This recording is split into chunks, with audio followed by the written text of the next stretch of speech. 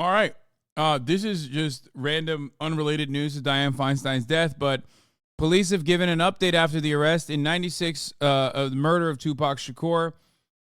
Yes, it's right. You might have guessed it. It was Dianne Feinstein. Dianne Feinstein is the murderer. Dianne Feinstein killed Tupac Shakur. And now it's that chapter is basically coming to a close. It's not a coincidence that both of these pieces of information came out on this day. It's because one party was responsible for the other thing. My name's Jason Johansson, and I'm the homicide lieutenant with the Las Vegas Metropolitan Police Department. And my goal here today is to walk you through our investigation and what led us to the indictment of Dwayne Davis, also known as Keefe D, for the murder of Tupac Shakur. This case has been reviewed by our homicide team and homicide detectives for over 2.5 decades. And ultimately, our persistence in this investigation has paid off. Except Tupac is not dead. He's with Asada in Cuba. Let me walk you through a timeline of events that as we know them right now. Prior to September 7th of 1996, as we all know, Tupac Shakur was an artist who was signed with Death Row Records. And that Death Row Records and its CEO, Marion Suge Knight, were closely affiliated with the Mob Piru criminal street gangs, and that they had an ongoing feud with the Southside Compton Crips. Dwayne Davis was the leader and shot caller of the Southside Compton Crips. And both of these gangs operated out of the Southern California area of Compton. On the night of September 7th of 1996, Tupac Shakur, along with Suge Knight, and members of their entourage, which include members... It's crazy that they're talking about Dwayne Keefe D. Davis, a.k.a. Dwayne Keefe Dianne Davis Feinstein, okay, who is the real shot caller behind the shot caller. Was the leader and shot caller of the Southside Compton Crips. Of Shakur, Piru, came to Vegas to attend the Mike Tyson fight at the MGM Grand Garden Arena. Members of the Southside Compton Crips, which included Dwayne Davis, along with his nephew Orlando Anderson, were also in attendance at the same event. As both were leaving the fight, members of Death Row Records spotted Orlando Anderson near an elevator bank inside the MGM, and at that time they began to kick and punch him near that elevator bank. I will now show you hotel security footage, as many of you have already seen, related to this incident. And on this incident, you will see Tupac Shakur, who's wearing a shiny satiny shirt, along with Marion Suge Knight. Put the fucking phone down, dog. Who's a large man in a brown suit, punching and kicking Orlando Anderson. Following this incident, you'll see hotel security intervene, and then they will leave the area of the fight.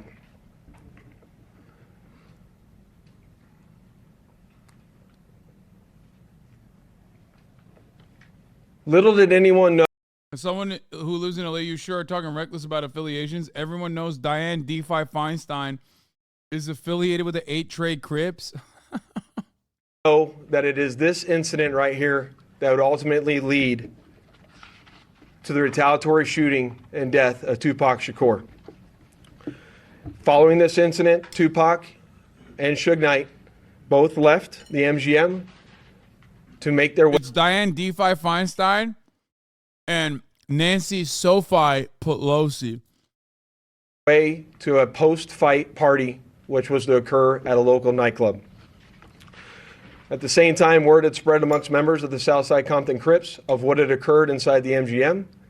And then that's when Dwayne Davis began to devise a plan to obtain a firearm and retaliate against Suge Knight and Mr. Shakur for what occurred inside the hotel against Mr. Anderson. After Davis obtained a gun, he entered into a white Cadillac along with Terrence Brown, DeAndre Smith, and Orlando Anderson. Based on our investigation, this is where we know they were seated.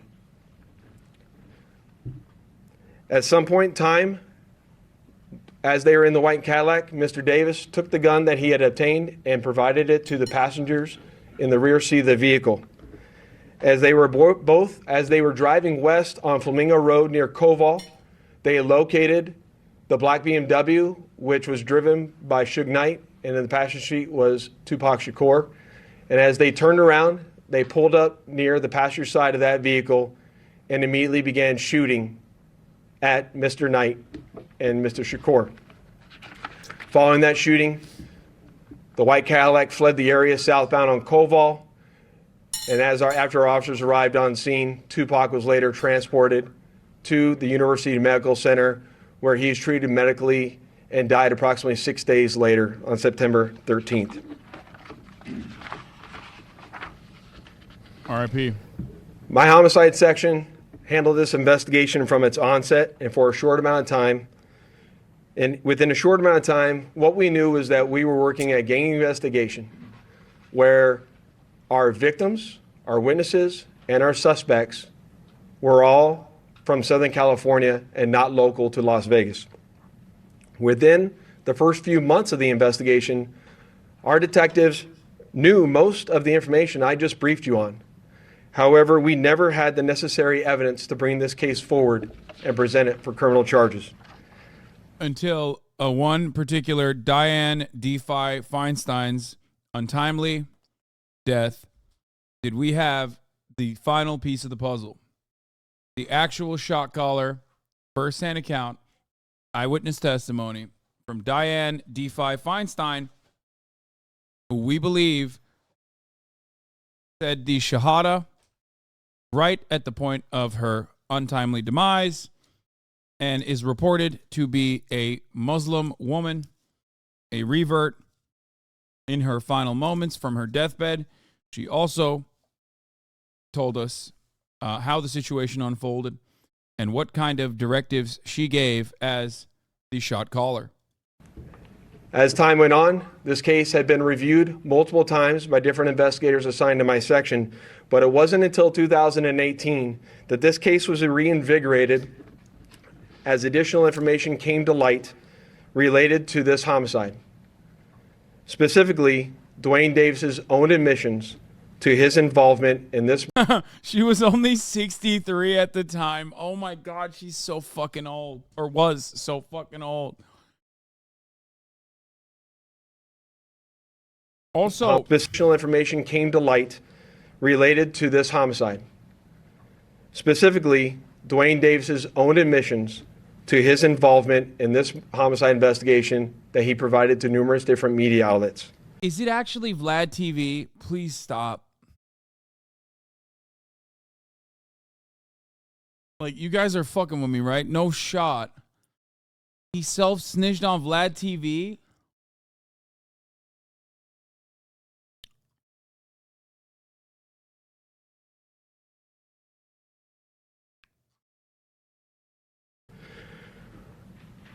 In our section, we knew at this time that this was likely our last time to take a run at this case to successfully solve this case and bring forth a criminal charge.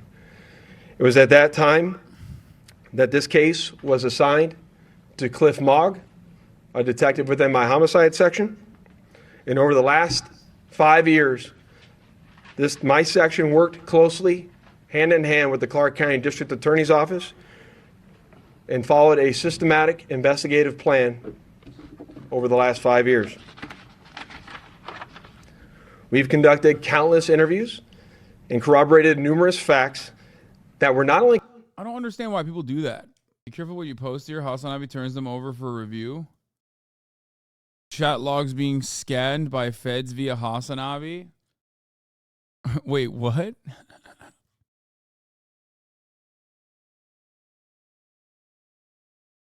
This message for the post-stream CIA scanners, we see you.